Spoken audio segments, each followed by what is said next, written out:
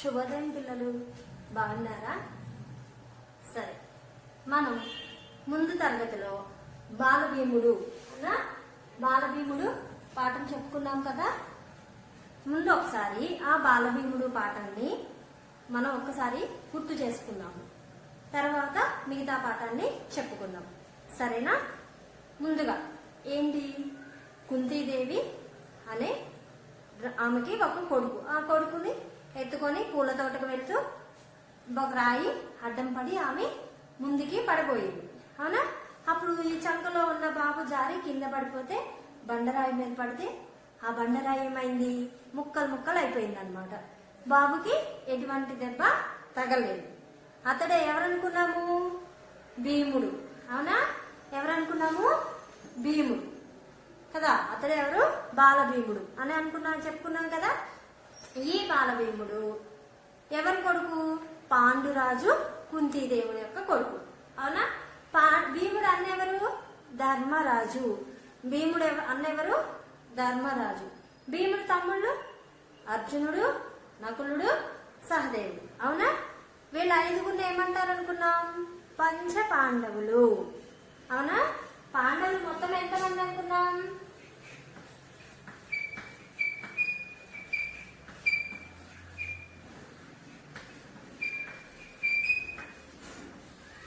పంచ పాండవులు ఎవరు వాళ్ళు? ధర్మరాజు,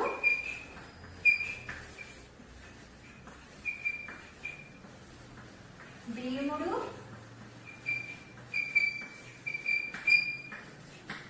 అర్జునుడు,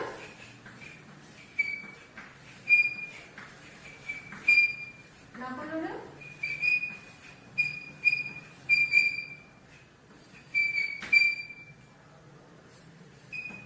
సహదేవుడు.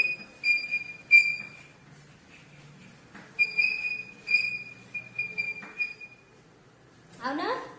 పంచ పాండవులు ఎవరు? ధర్మరాజు, భీముడు, అర్జునుడు, నకులుడు, సహదేవుడు, అవునా? ఏంటి, బండ మీద పడంగానే ఆ బండ ముక్కలైపోతే అందరు చూసి ఆశ్చర్యపోయారనమాట. అమ్మో, ఈ పిల్లవాడు పెద్ద అయితే చాలా బలవంతుడు అవుతాడు అని, అవునా? అని చెప్పుకున్నాం ఇంత ముందు తరగతిలో. ఆ భీముడుని, ఈ పాండురాజు కుంతీదేవి యొక్క పిల్లల్ని పంచ పాండవులని ఐదుగురిని, వాళ్ళు ధర్మరాజు, భీముడు, అర్జునుడు, నకులుడు, సహదేవుడు. ఎవరు పంచ పాండవులు? ధర్మరాజు, భీముడు, అర్జునుడు, నకులుడు, సహదేవుడు, అవునా? వీళ్ళ ఐదుగురిని పంచ పాండవులని, వీళ్ళు పాండురాజు యొక్క పిల్లలని మనం తెలుసుకున్నాం కదా. పాండురాజు యొక్క అన్న ఎవరు? ధృతరాష్ట్రుడు, అవునా? ధృతరాష్ట్రుడు ఏ రాజ్యానికి రాజు? హస్తినాపురం అనే రాజ్యానికి రాజు అన్నమాట. ఆయనకి ఎంతమంది కొడుకులు? 100 మంది. ఎంతమంది? 100 మంది అనుకున్నాం కదా, 100గురు, అవునా? వాళ్ళ 100గురిని ఏమంటారు? కౌరవులు అని. వాళ్ళల్లో పెద్దవాడు దుర్యోధనుడు అని ఇంత ముందు తరగతిలో మనం తెలుసుకున్నాము, అవునా? ఈ కౌరవులు పాండవులు ఏమవుతారు? అన్నదమ్ములు, అవునా? ఈ అన్నదమ్ములు ఎప్పుడూ కూడా ఒక చోటనే ఉండి చదువుకునేవాళ్ళు, ఆడుకునేవాళ్ళు. ఎప్పుడూ కూడా ఈ భీముడు కౌరవుల్ని ఆటల్లో ఓడిస్తూనే ఉండేవాడు. వాళ్ళు ఎప్పుడూ కూడా వాళ్ళతో గొడవ పడుతూనే ఉండేవాడు అనమాట. వాళ్ళకేంటి, కౌరవులకి ఈ భీముడి మీద పగ. ఎప్పుడు మమ్మల్ని ఓడిచేస్తున్నాడు, మా మీద ఎప్పుడూ కూడా మమ్మల్ని ఆటల్లో అన్నిట్లో ఓడిస్తున్నాడు, పద్దాక మమ్మల్ని చితకబాదుతున్నాడు అని చెప్పేసి వాళ్ళు ఈ భీముడి మీద పగ పెంచుకున్నాడు. మనం చెప్పుకున్నాం కదా, వాళ్ళందరూ కౌరవులందరూ చెట్లకి కాయలు కోసుకుంటుంటే భీముడు వెళ్ళి కాయలు కోసుకుంటామంటే ఆ కౌరవులు ఎక్కొద్దు అని చెప్పి అడ్డుకుంటే వాళ్ళందరినీ చెట్టు మీద ఇట్లా ఇట్లా ఊపి అందరినీ కింద పడేశాడు. వాళ్ళకి మమ్మల్ని ఎందుకు కింద పడేసాను అడిగితే వాళ్ళని ఏం చేశాడు? చితకబాదాడు, అవునా? అలా వాళ్ళతో ఎప్పుడు గొడవ పడతానే ఉండేవాడు అనమాట భీముడు. ఎప్పుడు వాళ్ళని తిడుతానే గొడవ పడుతున్న వాళ్ళతో, వాళ్ళని ఏ ఆటల్లో అయినా వాళ్ళని ఓడిస్తూ ఉండేవాడు. వాళ్ళ కౌరవులకి ఈ భీముడి మీద పగ, ద్వేషం పెంచేసుకున్నారనమాట. పగ, కోపం అన్ని పెంచుకొని ఈ భీముడిని ఏదో చెయ్యాలనుకొని ఏం చేశారు? భీముడు తినే ఆహారంలో విషం కలిపారు, అవునా? ఆ విషయాన్ని భీముడు తెలియక తినేశాడు. తర్వాత ఏం చేశారు? ఆ కౌరవులందరూ భీముడిని తీగలతో కట్టేసి ఒక నదిలో పడేశారు. భీముడు ఎక్కడికి వెళ్ళాడు? పాతాళ లోకంలోకి వెళ్ళాడు. అక్కడ విషసర్పాలకు రాజైన నాగరాజు ఈ భీముడు శరీరంలో ఉన్న విషాన్నంతా పీల్చి భీముణ్ణి అపాయం నుంచి తప్పించారనమాట. తప్పించి 1000 ఏనుగుల బలం, ఒక ఏనుగుకే చాలా బలం ఉంటుందని మనకు తెలుసు కదా, అలాంటిది 1000 ఏనుగుల బలాన్ని ప్రసాదించి ఆశీర్వదించి మళ్ళీ ఆ పాతాళ లోకంలో నుంచి బయటికి పంపించారు. ఇదంతా కూడా మన ముందు తరగతిలో చెప్పుకున్నాం, అవునా? ఇప్పుడు దాని తర్వాత ఏం జరిగిందో చూద్దాం, సరేనా? మరికొన్ని దినాలకు ఒక రోజు గురువు ద్రోణాచార్యుడు కౌరవ పాండవులకు బల పరీక్ష పెట్టాడు. కౌరవులకి పాండవులకు గురువు ఎవరు? ద్రోణాచార్యుడు.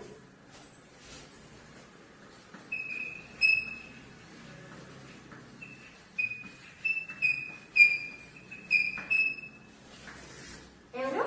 ద్రోణాచార్యుడు. ఆయన ఏం చేశాడు? ఒక రోజు కౌరవులకి పాండవులకి బల పరీక్ష పెట్టాడనమాట. వాళ్ళిద్దరికి కూడా పోటీ పెట్టాడనమాట. అందులో దుర్యోధనుడికి భీమునికి మధ్య గదా యుద్ధం. మీకు తెలుసు కదా గద. ఇంకెవరెవరికి? దుర్యోధనుడికి. అంటే కౌరవుల్లో పెద్దవాడైన దుర్యోధనుడికిను భీమునికి గదా యుద్ధం జరిగింది. దాంట్లో కూడా భీముడే గెలిచాడు. దాంట్లో కూడా ఎవరు గెలిచారు? ఈ భీముడే గెలిచాడు అనమాట. భీముడు ఈ విషయాన్ని ఆనందంతో తల్లికి చెప్పాడు. భీముడు పరిగెత్తుకుంటూ వెళ్ళి, అమ్మ, ఈ రోజు మాకు గురువు గారు పరీక్ష పెట్టారు. ఆ పరీక్షలో నేనే దుర్యోధన్ని ఓడించేశాను, నేనే గెలిచాను అని వెళ్ళి సంతోషంగా తల్లికి చెప్పాడనమాట. అప్పుడు తల్లి, నాయన, నీ బలాన్ని ఇతరులకు మేలు చేసేందుకు ఉపయోగించు అని బుద్ధులు చెప్పింది. అయితే తల్లికి చెప్పంగానే తల్లి ఏమంది? అమ్మా, మంచిది బాబు, కానీ నీ బలాన్ని అంటే ఎవరికైనా మేలు చేయటానికి, ఎవరికైనా ఆ బలాన్ని ఉపయోగిస్తే మంచి జరిగిద్ది అనుకున్న వాళ్ళకి ఉపయోగించు అని మంచి బుద్ధులు చెప్పి పంపించింది అనమాట. సరేనమ్మా, నేను పెద్దయ్యాక నా బలంతో చెడ్డ వాళ్ళను శిక్షిస్తా, మంచి వాళ్ళను రక్షిస్తా అని అన్నాడు భీముడు. ఏంటి? నా బలంతో చెడ్డ వాళ్ళను శిక్షిస్తా, మంచి వాళ్ళను రక్షిస్తా అన్నాడు భీముడు అనమాట. ఏమన్నాడు? సరేనమ్మా, నేను నాకున్న బలంతో ఎప్పుడైనా కానీ చెడ్డ వాళ్ళనేమో శిక్షిస్తా, వాళ్ళకి ఏదో ఒకటి వాళ్ళు చెడ్డ పనులు చేస్తే వాళ్ళని బాధ పెడతాను, అంటే శిక్షిస్తాను అని. వాళ్ళు అలా చేయకుండా చేస్తాను.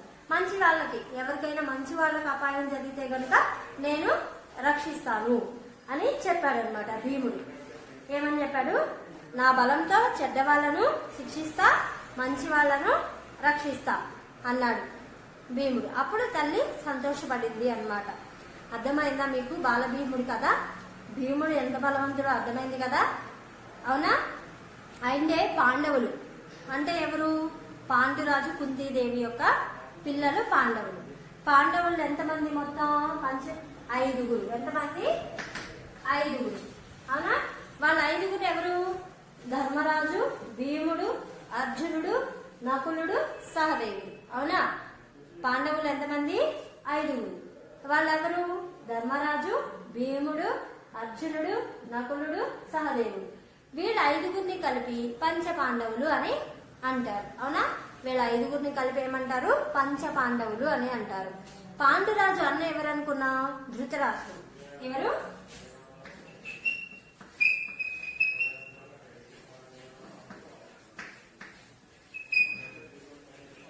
ధృతరాష్ట్రుడు.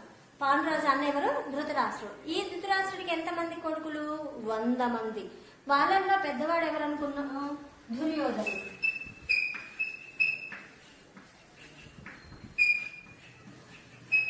వాళ్ళలో పెద్దవాడు ఎవరు? దుర్యోధనుడు, అవునా? వాళ్ళలో పెద్దవాడు దుర్యోధనుడు. ఎప్పుడూ కూడా భీముడు ఈ కౌరవుల్ని ఓడిస్తూనే ఉండేవాడు అనమాట. ఈ కౌరవులకి పాండవులకి గురువు ఎవరు? ద్రోణాచార్యుడు. ఎవరు? ద్రోణాచార్యుడు అన్నమాట. వీళ్ళ పాండవులకి కౌరవులకి బల పరీక్ష పెడితే అంటే దుర్యోధనుడికి భీమునికి గదా యుద్ధం జరిగింది.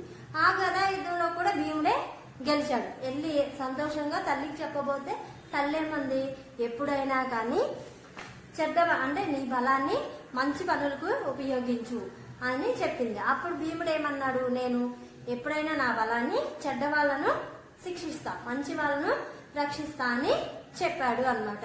ఎప్పుడైనా కానీ ఎవరైనా కానీ చెడ్డ పనులు చేస్తే మనం వాటిని ఎంకరేజ్ చేయకూడదు అనమాట, వాళ్ళకి మనం సహాయం చేయకూడదు. అలా ఎవరైనా మంచి పనులు చేస్తే మనం కూడా సహాయం చేయాలన్నమాట. చెడ్డ పనులకు మాత్రం ఎప్పుడు సహాయం అనేది చేయకూడదు. అర్థమైంది కదా. ఇప్పుడు చూడండి, దీంట్లో ఉన్న పదజాలం గురించి మనం ఇప్పుడు తెలుసుకుందాము, సరేనా.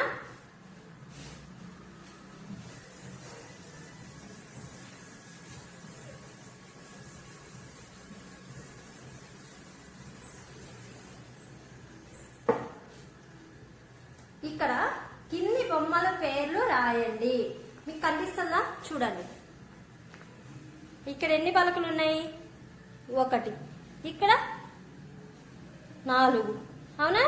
ఇక్కడ ఎన్ని ఉన్నాయి, గంప, ఒకటే గంప ఉంది. ఇక్కడ 3, అవునా. ఇక్కడ 1 వంకాయ ఉంది.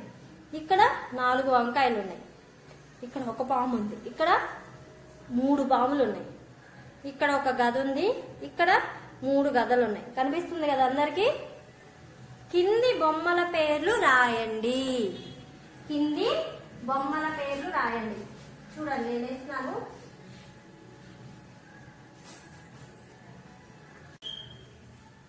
చూడండి, కింది బొమ్మల పేర్లు రాయండి. ఇదేంటిది, పలక, అవునా. మనం ఇంత బొమ్మలో చూసాం కదా, పలక. ఇక్కడ ఎన్ని పలకలు ఉన్నాయి, 1 ఉంది, అవునా. పలక. ఇక్కడ చూడండి ఎన్ని ఉన్నాయి, 1 కంటే ఎక్కువ ఉన్నాయి, అవునా. ఇక్కడ ఏముంది, 1 పలక ఉంది. ఇక్కడ 1 కంటే ఎక్కువ పలకలు ఉన్నాయి. అప్పుడు ఏమంటారు, ఇది 1 అయితే పలక అంటారు. 1 కంటే ఎక్కువ వాటిని పలకలు అంటారు అన్నమాట. అంటే ఇది ఒక్కదాని గురించే చెప్పేది, ఏదైనా ఒకదాని గురించి చెప్పేది ఏకవచనం. అర్థమైందా. ఏదైనా ఒకదాని గురించి చెప్పేది ఏకవచనం. 1 కంటే ఎక్కువ అంటే 2 అవ్వచ్చు, 3 అవ్వచ్చు, ఇంకెక్కువ ఎన్నైనా అవ్వచ్చు. అలా ఒక్కదాని కంటే ఎక్కువ గురించి చెప్పేది బహువచనం. అర్థమైంది కదా. ఒక్కదాని గురించి చెప్పేది ఏకవచనం. 1 కంటే ఎక్కువ అంటే 2 కానీ 3 కానీ, కాకపోతే 100 కానీ 1000 కానీ, అలా ఇంకా ఎక్కువ ఎన్నైనా కానీ, అంటే 1 కంటే ఎక్కువ చెప్పే వాటిని బహువచనం అంటారు. ఇక్కడ ఏముంది, 1 ఉంది, అందుకని ఏం రాసాం, పలక అని రాసాం, అవునా. ఇక్కడ ఎన్ని ఉన్నాయి, 4 ఉన్నాయి, అవునా. అవేంటి, పలకలు. ఇది పలకలు అంటే ఎక్కువ ఉన్నాయి కాబట్టి లు, పలకలు. ఇదేంటిది, గంప, అవునా. గంప, బుట్ట, ఏదైతే అది గంప. ఇక్కడ 1 ఉంది కాబట్టి గంప రసం, అక్కడ గంపలు. ఇది వంకాయ, ఇక్కడ 1 ఉంది కాబట్టి వంకాయ. ఈ వంకాయలు.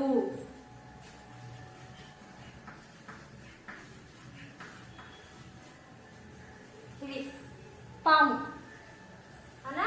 1 పాము ఉంది కాబట్టి పాము. అవి పాములు.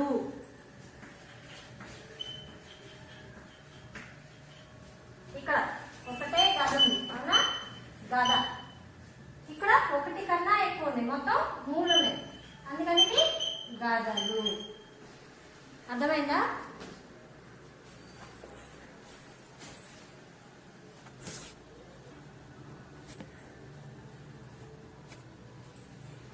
చూసారు కదా. ఇప్పుడు పైన బొమ్మల పేరు రాసాం కదా, వాటిలో ఒక వస్తువు పేరు తెలిపేదాన్ని ఏకవచనం అంటారు.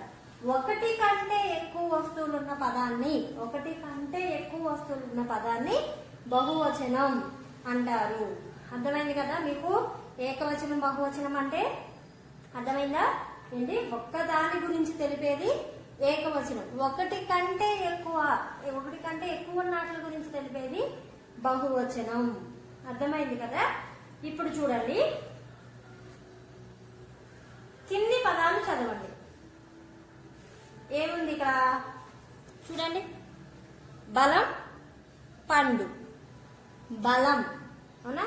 బలం ఏమవుతుంది? మన పెదాలు చూడండి, బలం. పండు, అవునా? ఏమవుతుంది? పై పదాల్లో మొదటి అక్షరాలు ఏవి, వాటిని ఎట్లా పలుకుతారు? ఏంటి చూడండి, మొదటి అక్షరం ఏంటిది? బ, అవునా? బ. పలికేటప్పుడు పెదవులు కలుస్తున్నాయి కదా, అవునా? బ, బ. కలుస్తున్నాయా నా పెదవులు? చూడండి, పలికేటప్పుడు బ కలుస్తున్నాయి కదా. ఇట్లా ఏ అక్షరాలు పలికేటప్పుడు పెదవులు కలుస్తాయో ఆలోచించి వాటితో మొదలయ్యే మరికొన్ని పదాలు, అలా ఏ అక్షరాలు కలుపుతుంటే ఇలా మన పెదాలు అనేవి కలుస్తున్నాయో ఆలోచించి, ఇక్కడ 2 పేర్లు రాశారు చూడండి, బలం, బలం, అవునా? చూడండి, పండు, పండు.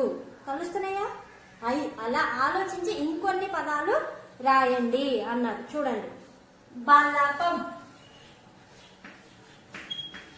చూడండి, బలపం. మీరు కూడా అనండి ఒకసారి, బలపం. కలుస్తున్నాయా పెదాలు? బురద, అవునా? బంతి, బంతి. కలుస్తుందా? బంతి. పలక, పలక. కలుస్తున్నాయి పెదాలు? చూడండి, పలక. మీరు అనండి, పలక.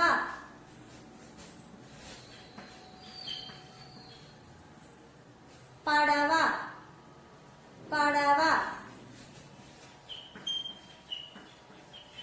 ఇలా అంటే అక్షరాన్ని పలికేటప్పుడు, మనం ఆ అక్షరాన్ని పలికేటప్పుడు పెదాలు కలుస్తాయో ఆలోచించండి.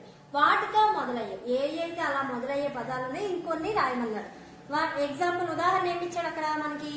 బలం, పండు అని, అవునా? మనం ఏమి రాసాం? బలపం, బంతి, పలక, పడవ, ఫలం, పరుపు,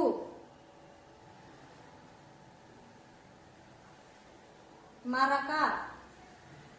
ఇవన్నీ కూడా అన్నమాట. ఇంకోటి చూడండి, కొన్ని వంటకాల పేర్లు కింద గళ్ళలో ఉన్నాయి, వాటిని గుర్తించి రాయండి. ఇక్కడ చూడండి, ఒక మనకి పట్టిక లాంటిది ఇచ్చాడనమాట కింద గళ్ళది, అవునా? ఈ పట్టికలో కొన్ని అక్షరాలు ఇచ్చారు, అవి ఇక్కడ రాస్తాను చూడండి. నేను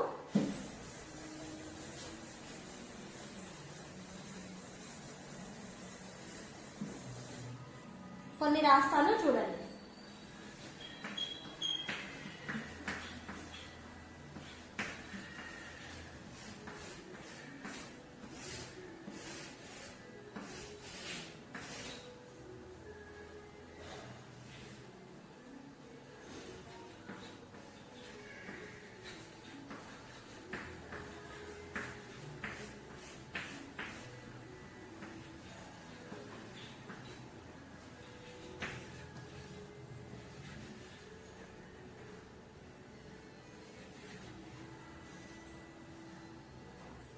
ఇంకా ఉన్నాయి, ఇంకా పెద్దగా ఉంది పట్టిక.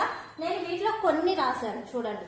కొన్ని వంటకాల పేర్లు కింది గళ్ళలో ఉన్నాయి. కొన్ని వంటకాల పేర్లు, మనం తినే వంటకాల పేర్లు కొన్ని ఈ గళ్ళలో ఉన్నాయంట, వాటిని గుర్తించి రాయండి. అక్కడ ఉదాహరణ ఒకటి రాశారు చూడండి, లడ్డు అని. లడ్డు అని రాశారు ఉదాహరణ. చూడండి, ఇక్కడ ఉన్న లడ్డు, అవునా? ఇలాంటి పదాలు ఈ గళ్ళలో ఎదిగి, పట్టికలో ఎదిగి మనం రాయాలి అన్నమాట. అంటే అన్ని తినే వంటకాల పేర్లు. చూడండి, పులగం, గారె, ఇంకా బాదుషా,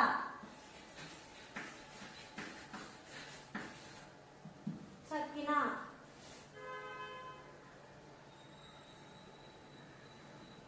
ఇంకా లడ్డు, ఇంకా ఉన్నాయి కిందకి. కిందకి పట్టిక ఉందన్నమాట. నేను మొత్తం రాయలేదు, మీకు తెలియడం కోసం కొంచెం రాసి చెప్తున్నా అనమాట. మీకు వర్క్షీట్లో ఇది మొత్తం బాక్స్ నేను ఇస్తాను, మీరు రాదురు కానీ, సరేనా?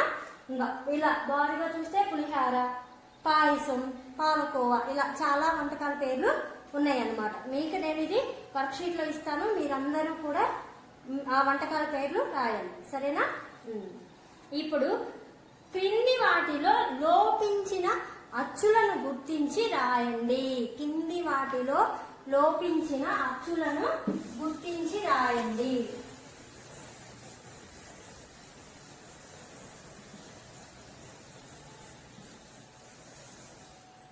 కింది వాటిలో అచ్చులు అంటే ఆ నుంచి ఔ వరకు ఉన్న వాటిని అచ్చులు అంటారు, అవునా? ఆ నుంచి ఔ వరకు. ఉభయాక్షరాలు అంటే అమ్మహ విసర్గాలు, అంటే సున్నా అరసున్నా విసర్గాలు అమ్మహ ఉభయాక్షరాల్లోకి వస్తాయి అని మనం చెప్పుకుంటాము, అవునా? ఇప్పుడు అచ్చులను ఉపయోగించి ఆటు ఔ వరకు ఉన్న అక్షరాలను ఉపయోగించి కింద ఇక్కడ కొన్ని అదంటే ఖాళీలు ఇచ్చాడనమాట.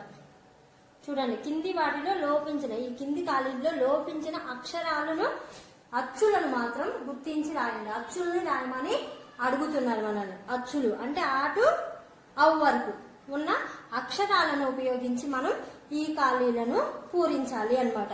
ఫస్ట్ చూడండి, ఇక్కడ గా ఉంది. అగా ఆ పెడితే అయిద్దా? అగా అవును. ఆగా అయిద్దా? ఇగా అయిద్దా? ఈగ, అవునా? ఈగ, ఈగ. రెండో చూడండి, అవు ఉంటదా? ఉండదు. ఇవు ఉంటదా?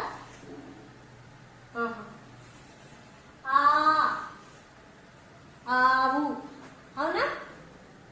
ఆవు.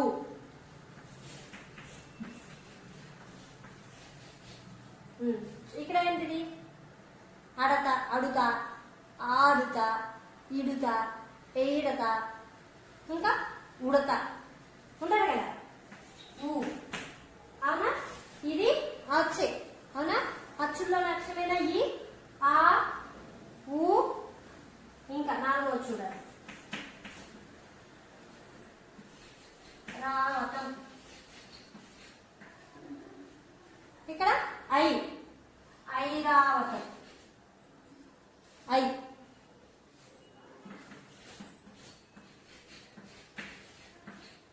ఇది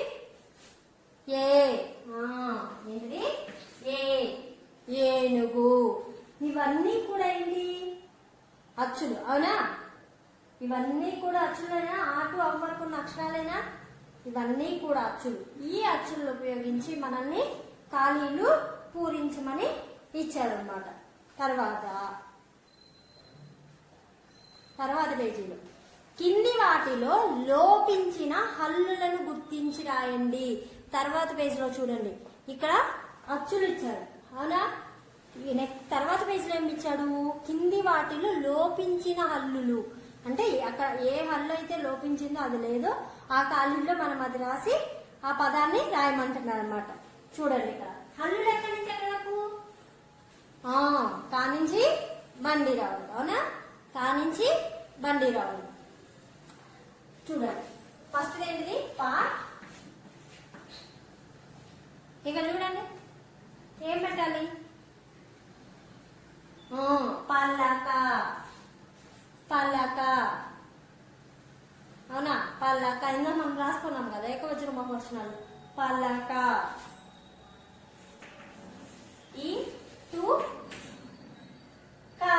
ఈటుక, వెరీ గుడ్, ఈటుక. లాపం, బలపం, వెరీ గుడ్, బలపం.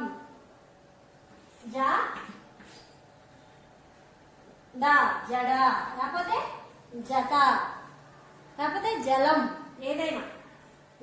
జలం రాదు, ఎందుకంటే మళ్ళీ లాకు సున్నా పెడితే లం అనేది అక్షరాల్లోకి వెళ్ళిపోద్ది. అవున సున్నా వచ్చింది కాబట్టి అది లా అనేది ఒక్కటే వచ్చింది. ఇంకా